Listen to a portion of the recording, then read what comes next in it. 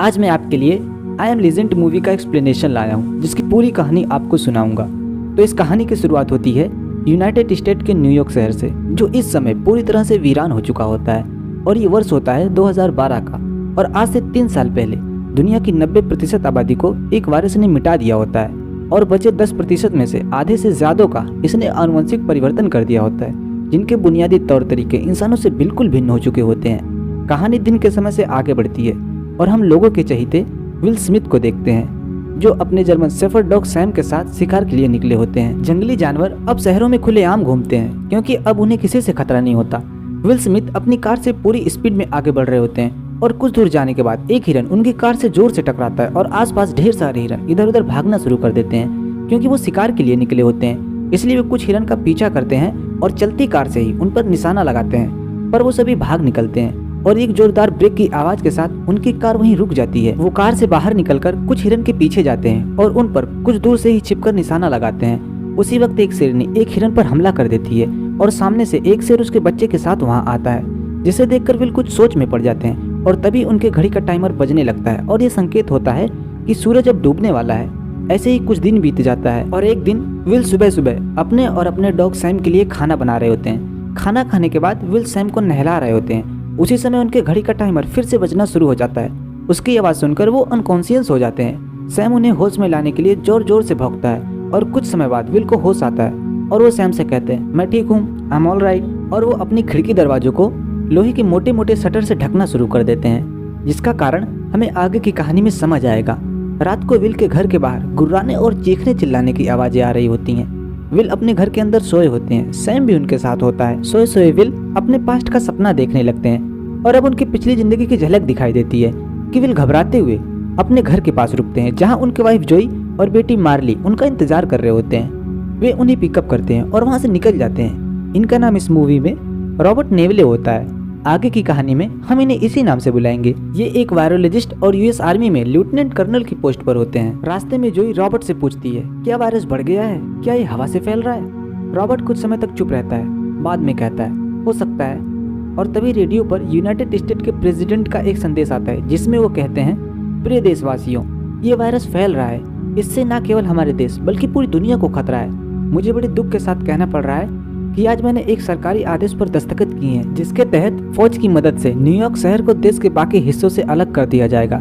इसी समय उसकी वैन पर कुछ लोग हमला करते हैं, और तभी रॉबर्ट की आंखें खुल जाती हैं। रॉबर्ट के घड़ी का टाइमर फिर से बजना शुरू हो जाता है, और ये संकेत होता है कि सूरज उगने वाला है। अपने डेली रूटीन को फॉलो करते हुए रॉबर्ट एक्सरसाइज करने लगता है। इसके बाद वो अपने लैब जाता है, जहाँ वो पिछले 3 साल से उस वायरस के एंटीडोट की खोज कर रहा था, जिसने इस वक्त तक दुनिया की 90% आबादी को निगल लिया होता है, साथ ही उसकी बीबी और बेटी को भी।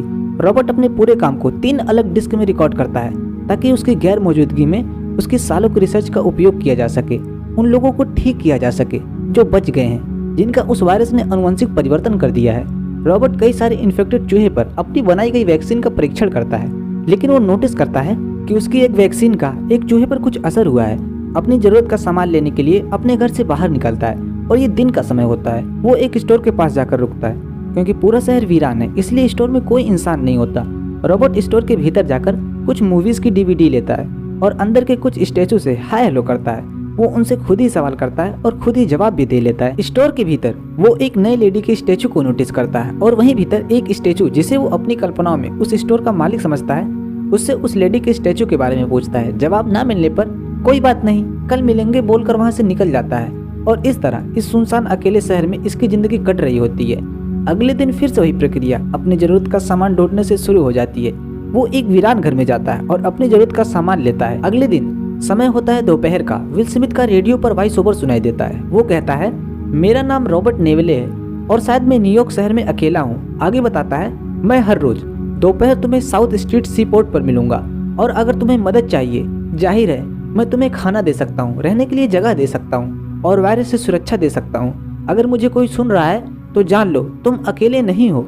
और ये ब्रॉडकास्ट रॉबर्ट रोज दोपहर को करता है, ताकि अगर कोई जिंदा है और इन्फेक्शन से बचा है तो उसे एक साथ मिल सके। और हमेशा की तरह वो उसी लोकेशन पर होता है जिसे रेडियो पर बताता है। रॉबर्ट और सैम दोनों बैठे होते हैं। तभी सैम की नजर एक हिरन पर पड़ती है, जो कुछ ही दूरी पर घास चर रहा होता है। वो भागता हुआ उसके पीछे एक इमारत में चला जाता है, जहाँ चारों तरफ अंधेरा पसरा होता है। रॉबर्ट भी उसे रोकते हुए उसके पीछे जाता है। रॉबर्ट कुछ ही कदम आगे बढ़ता है कि उन पर कुछ इन्फेक्टेड लोग हमला कर देते हैं। रॉबर्ट सैम के साथ तेजी से खिड़की की तरफ भागता है और खिड़की तोड़कर इमारत से नीचे कूद जाता है। सैम भी उसके पीछे कूदता है और वो इन्फेक्टेड लोग भी दोनों बच जाते हैं, क्योंकि बाहर आते ही सनलाइट में वे इन्फेक्टेड लोग कमजोर पड़ जाते हैं और वही दम तोड़ देते हैं। और यही कारण होता है कि रॉबर्ट हमेशा दिन में ही घर से बाहर निकलता है और ये इन्फेक्टेड लोग दिन में दिखाई नहीं पड़ते।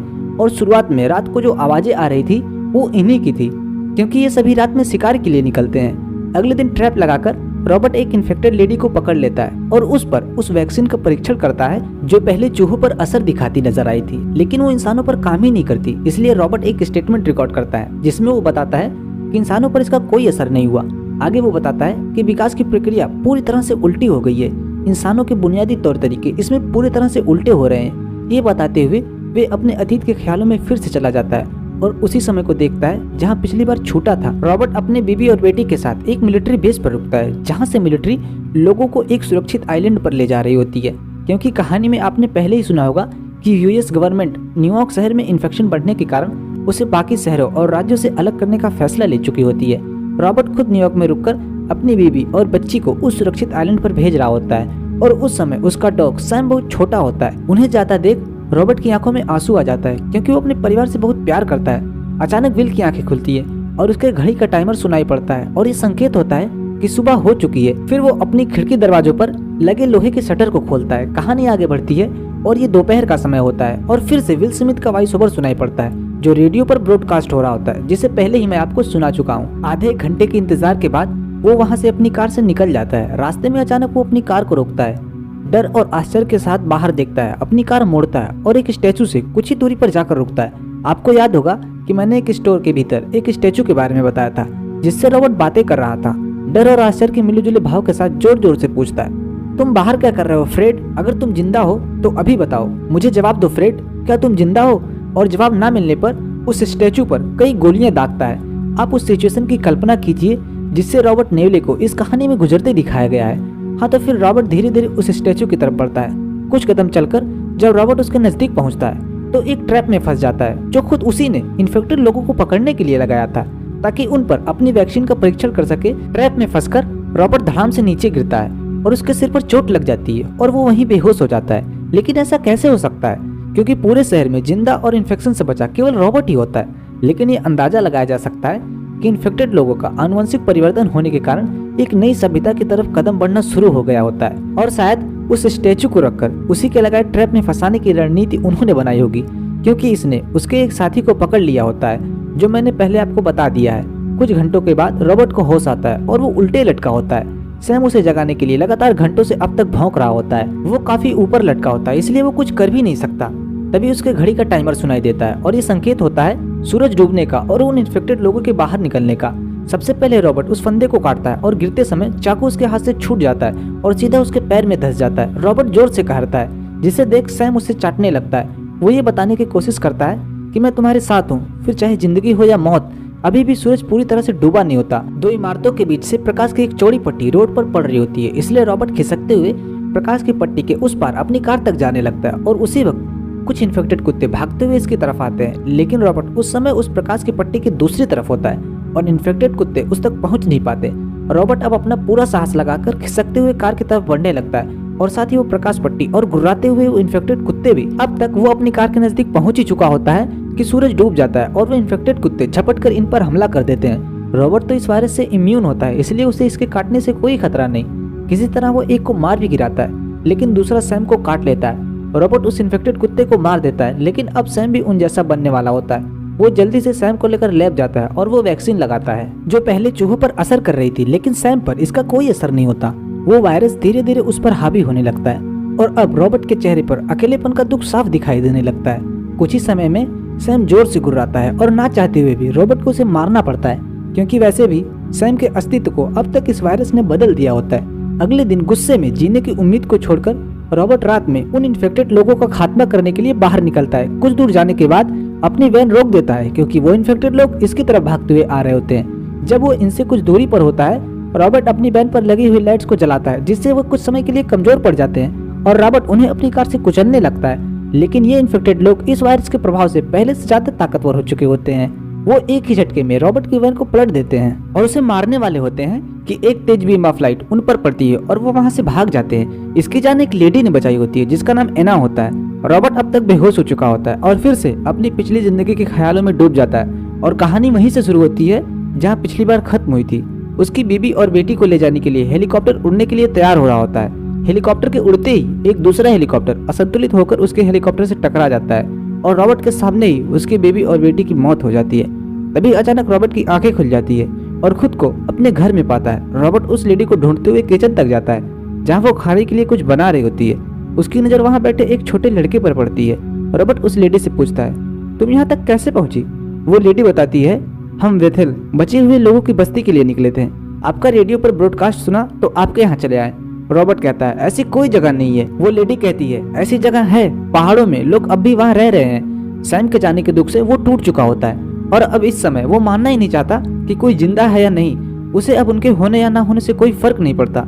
उसके दोबारा इस बात पर जोर देने पर वो गुस्से में कहता है, ऐसी कोई जगह नहीं है, सब मर गए हैं, कोई नहीं बचा है। वो लेडी डरकर गन निकाल लेती है। रॉबर्ट को उसे हट करने का कोई इरादा नहीं होता, इसलिए उसे समझाते हुए कहता है, मुझे कुछ समय चाहिए, मैं कुछ समय के लिए अकेले ही रहना चाहता हूँ। अब धीरे धीरे रात हो जाती है। रात में वे इन्फेक्टेड लोग रॉबर्ट के घर पर हमला कर देते हैं। रॉबर्ट अपने घर के चारों तरफ लगी बड़ी बड़ी लाइट्स को चालू कर देता है, लेकिन इस रात इनका इरादा रुकने का नहीं होता। वे इसकी लाइट्स को तोड़ते हुए आगे बढ़ते हैं। इन्हें ना रुकता देख रॉबर्ट अपने घर के चारों तरफ लगाए हुए बम को ब्लास्ट कर देता है। धमाके की आवाज के साथ कुछ समय के लिए सन्नाटा पसर जाता है। रॉबर्ट अपनी खिड़की से बाहर देखता है, उसे वहाँ कोई नहीं दिखता। बाद में वो एना और इथन को खोजते हुए सीढ़ियों से ऊपर जाता है। दोनों एक टेबल के नीचे छुपे हुए होते हैं क्योंकि जिस कमरे में वो होते हैं उसकी छत से चिपका और उसे नोचता हुआ एक इन्फेक्टेड आदमी मौजूद होता है, जिसे देख रॉबर्ट चौकन्ना हो जाता है और किसी तरह उन्हें बचाने के बाद उसी कमरे की खिड़की से बाहर देखता है जहाँ एक इन्फेक्टेड आदमी की आवाज पर सैकड़ों की तादाद में वो इन्फेक्टेड लोग इसके घर की तरफ आना शुरू कर देते हैं। रॉबर्ट इन्हें लेकर अपने लैब में जाकर छुप जाता है।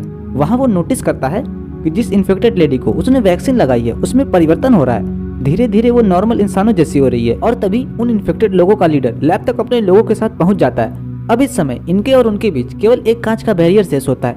वो इन्फेक्टेड आदमी रॉबर्ट को देखकर जोर से गुस्से से गुर्राता है। वो बस इसे आज ही खत्म कर देना चाहता है क्योंकि शायद जिस लेडी को रॉबर्ट ने पकड़ा होता है वो उसकी पार्टनर है।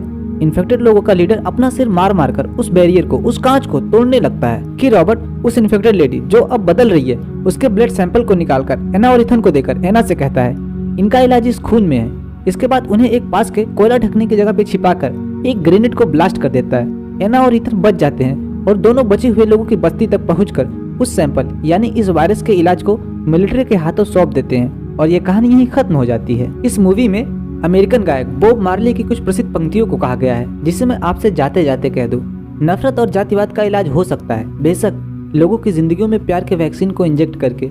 और एक छोटा सा संदेश मेरे भी शब्दों में आपके लिए, हमेशा खुश रहें, संगीत सुने, नाचे गाएं, जिंदगी आज अभी इसी क्षण जीने की कोशिश करें। खुशियों को कभी भी कल के लिए प्लान ना करें। एक बात और, ये बहुत ही बेहतरीन मूवी है, समय हो तो एक बार जरूर देखें। उम्मीद है इस कहानी को आपने एंजॉय किया।